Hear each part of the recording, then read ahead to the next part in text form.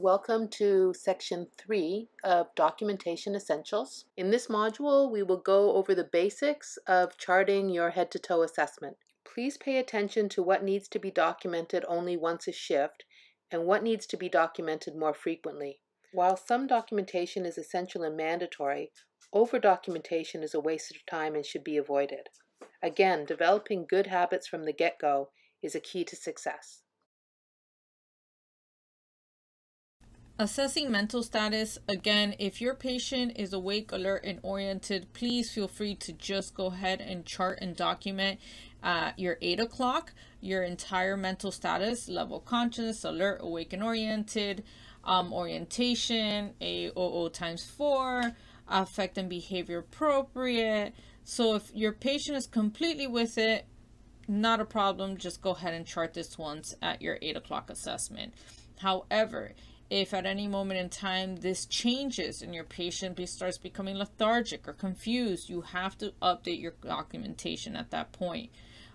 If your patient is sedated and intubated, while you would only chart this at 8 o'clock, if things don't tend to change throughout your shift, that doesn't mean you shouldn't assess your patient throughout the shift and make sure that everything is still appropriate. This is the more fuller assessment of neurological assessment, and we do this completely at 8 o'clock. You're going to pick if the patient has any neurological systems, any type of behavior the patient might be showing, their speech, can they speak, do they have slurring, is it hoarse, things of that nature. Can they swallow? Are they unable to swallow? Are they having difficulty swallowing? So you'll go ahead and answer all these questions appropriately depending on your patient. If your patient is intubated and sedated, you could still say that they're unresponsive, you're unable to assess speech or swallow because they are intubated.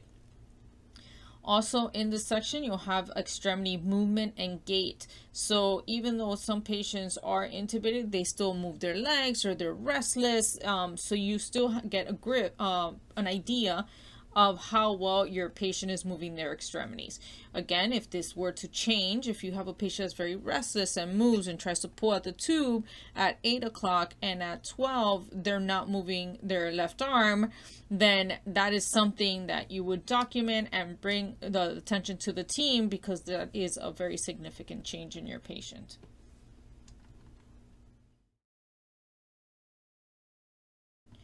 Glasgow Coma Scale. This is also done for just once a shift at the 8 o'clock. You're going to document if the patient's eyes are opening in response to a voice or pain or whatever the case may be, best verbal response, best motor response, if the patient withdraws, only responds to pain, and if the patient is under any type of paralytics or sedation. And this will give you a number. That is your Glasgow Coma Scale. If you're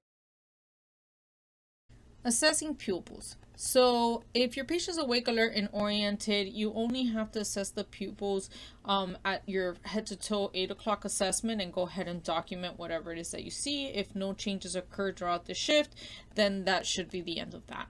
If your patient is sedated, you want to go ahead and do the same, but you also want to make sure and assess at 12 and at 4. You do not need to document if there are no changes, but you do want to assess every 4 hours, seeing as that patient's not alert, and this could be a good way to see if there's anything going on. Specifically for some type of high-risk patients. For example, our LVAD patients are intubated and sedated. You will see an order for neural checks every 2 hours, and our pupils are included in those neural checks. So you want to make sure to assess and document your pupil assessment every 2 hours for these type of patients. So again, pupil assessment, very patient specific, very order specific. So make sure you check your patient's orders, because if they are vascular patients or LVAD patients, it will be a little bit more frequent than your awake, alert, and oriented patient. To chart pupils, you'll go to your main menu, you'll see pupil assessment. If you go ahead and answer yes to PERLA, you do not have to double chart that the left and the right pupil are round and reactive to light and accommodating, because PERLA is pupil equally round, reactive to light, and accommodation. So if you're saying yes automatically to that, please do not fill out the rest as you see as the example here at the 8 o'clock. However, if you do say no to that, then now you have to go into specifics in regards to what is off about these pupils. Or is one sluggish? Is one a keyhole? Is it dilated? Is it pinpoint? Whatever the case may be. Also, please make sure to put the appropriate pupil size, because if the shift before you says 3 and now you are seeing a 5, that is a major change in a pupil. So you want to go ahead and let the team know that these changes are being seen. So please document this as specific as possible.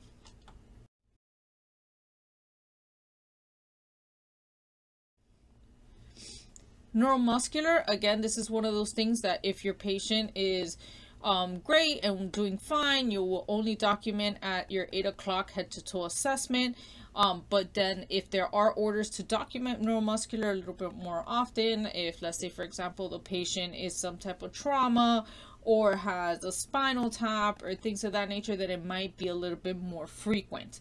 But for the most part, you will document this fully at 8 o'clock. This includes if the patient's able to move, so your neuromuscular just post-assessment, the symptoms, if they have any tingling in their feet or in their hands. You want to go ahead and assess the patient's strength in each of their extremities and put down that number, because if that number starts going down, then there's something going on with the patient, that they're getting weaker and weaker in these extremities. Tone, if the patient is one more to the other, all of a sudden flaccid, these are things that the team needs to be aware of. So your documentation here has to be complete and accurate. It only has to be done at 8, but you want to make sure to be complete and accurate at that 8 o'clock documentation. Again, there is a difference between assessment and documenting. You're still going to assess your patient constantly. You're going to be seeing if that patient all of a sudden isn't picking up that left arm or isn't moving their feet anymore. So you're always assessing your patient regardless, but that doesn't necessarily mean you have to document it if there are no changes.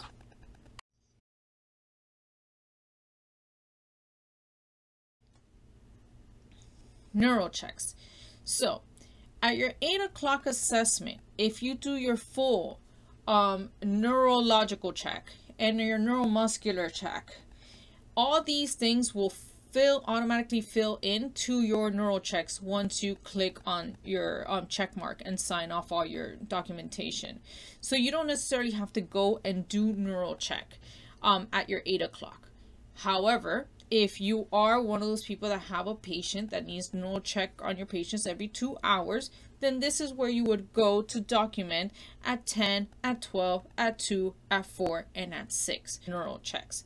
So again, this is order based. You want to make sure you look at your orders and see if you have an order for neural checks Q2. If you do, then you would go here and fill out everything appropriately.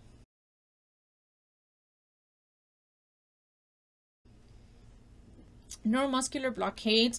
This is for patients who are chemically paralyzed. If your patient is not chemically paralyzed, i.e. on atracurium or VEC, you do not need to do this portion of the charting. Please skip it. However, if your patient is, then you have to keep a few things in mind.